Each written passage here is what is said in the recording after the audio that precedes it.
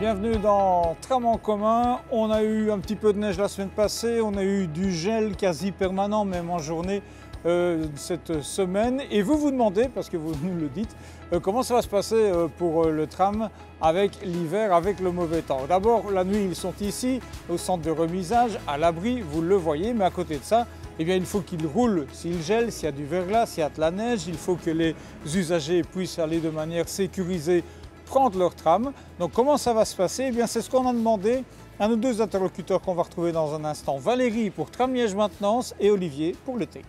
On a plusieurs actions à mener pendant l'hiver et en cas de gel particulièrement.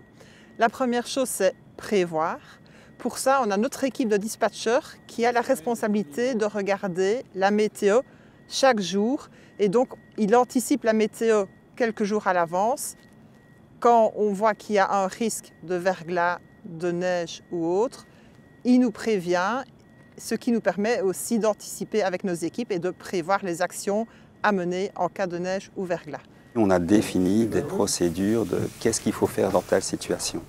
Et on a notamment une fiche climat qui s'appelle, c'est l'IT climat, dans lequel on définit qu'est-ce qu'on fait s'il y a trop de vent, s'il y a une inondation, s'il y a du givre, s'il y a de la neige et autres. Au niveau de la neige, on a trois modes, soit on est entre 0 et 5 cm et il fait plein soleil comme pour le moment, donc les voies sont dégagées, on peut rouler, pas de souci. Si on est entre 0 et 5 cm et qu'on entend que la météo risque de se dégrader ou qu'il neige un peu plus fort, on va surveiller l'épaisseur de neige, on va demander au conducteur d'adapter sa vitesse. Au niveau de si c'est glissant, on va préconiser au conducteur de s'arrêter juste avant de s'arrêter en station, qu'il lâche un peu de ça pour justement tomber sur de l'adhérence.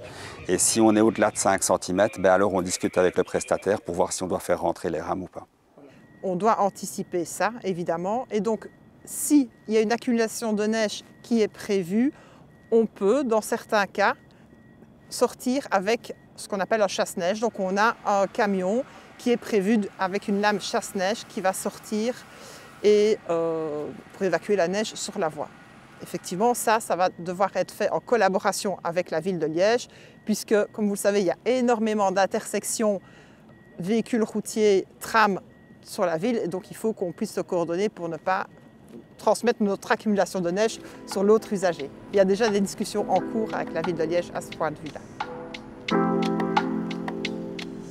Le froid a une application sur les rames. On a déjà constaté cet hiver que la préparation d'une rame prend plus de temps quand il fait froid, donc on devra anticiper la préparation d'une rame en fin de nuit. Dans certains cas aussi de gel plus extrême, on envisage de les laisser sous tension et allumés toute la nuit. Je dirais qu'il y a au niveau de l'infrastructure 3 points importants à vérifier. Le premier, ce sont les appareils de voie.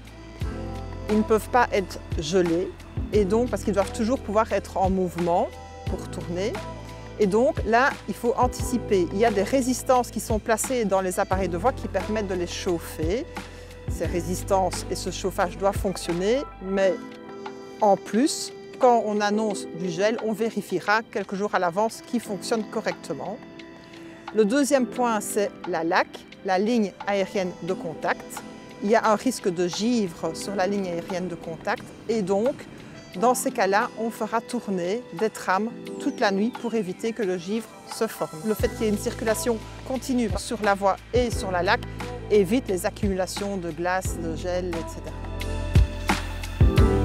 L'accueil des voyageurs et donc, il ne faut pas qu'ils glissent sur le quai des stations voyageurs. Pour ça, on a une équipe qui sera prévue aussi pour aller déneiger ou mettre du sel si c'est nécessaire sur les quais des stations voyageurs, ainsi que sur les accès des parkings P+R de Bressou et du Standard. La rame est équipée de systèmes particuliers? Oui, je vous en ai parlé, il y a le sablage qui nous permet justement d'augmenter l'adhérence. Il y a le WSP, ce qu'on appelle l'ABS, pour éviter l'antipatinage et autres. Donc voilà, ce sont différents outils qui sont à disposition. Et c'est ainsi que se referme ce tram en commun avec cette belle lumière rasante. Un tram en commun plutôt rassurant, me semble-t-il, sur le fonctionnement d'un tram en conditions hivernales. C'est tout pour aujourd'hui, je vous dis à la semaine prochaine. Le tram, on l'a toutes et tous en commun.